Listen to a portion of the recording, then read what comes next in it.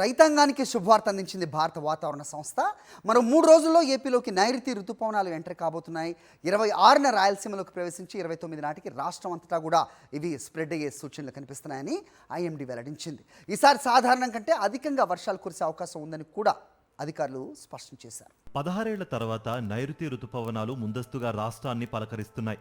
భారత వాతావరణ సంస్థ అంచనాలకు అనుగుణంగానే వారం ముందుగా ఈ నెల 26 నాటికి రాయలసీమలోకి ప్రవేశించనున్నాయి.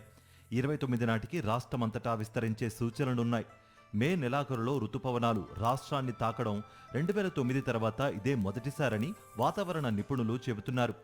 వాతావరణంలో మార్పులు, ఎల్నీనో ప్రభావం లేకపోవడం రుతుపవనాల ముందస్తు రాకకు కారణమని పేర్కొంటున్నారు. తూర్పు, పశ్చిమ షీర్ జోన్ ఒక చోదక శక్తిగా నైరుతిని ముందుండి నడిపిస్తోంది. అరేబియా సముద్రం, బంగాళాఖాతం రెండింటిలోనూ అల్పపీడన వ్యవస్థలను ప్రేరేపించడంతో రుతుపవనాలు చురుగ్గా కదులుతున్నాయి. ఈ తరుణంలో మరింత అనుకూల వాతావరణాన్ని కల్పించేలా అల్పపీడనం ఏర్పడుతోంది. పశ్చిమ మధ్య బంగాళాఖాతం, దాన్ని ఆనుకుని ఉత్తర బంగాళాఖాతంలో ఈ నెల 27న అల్పపీడనం ఏర్పడే సూచనలున్నాయని విశాఖ తుఫాను హెచ్చరికల కేంద్రం వెల్లడించింది. ఇది రానున్న రోజుల్లో మరింత బలపడవచ్చునని పేర్కొంది. ఈ నెల 24 నాటికి రుతుపవనాలు కేరళను తాకే సూచనలు కనిపిస్తున్నాయి. 26 నాటికి రాయలసీమ అంతటా, దక్షిణ కోస్తా జిల్లాల్లోని సీమ సరిహద్దు ప్రాంతాల్లోనూ విస్తరించనున్నాయి.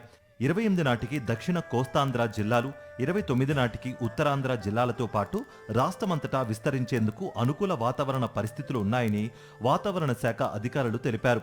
ఈసారి వర్షపాతం దీర్ఘకాలిక సాధారణ సగటు 104% కంటే 5% అదనంగా పడే సూచనలున్నాయి.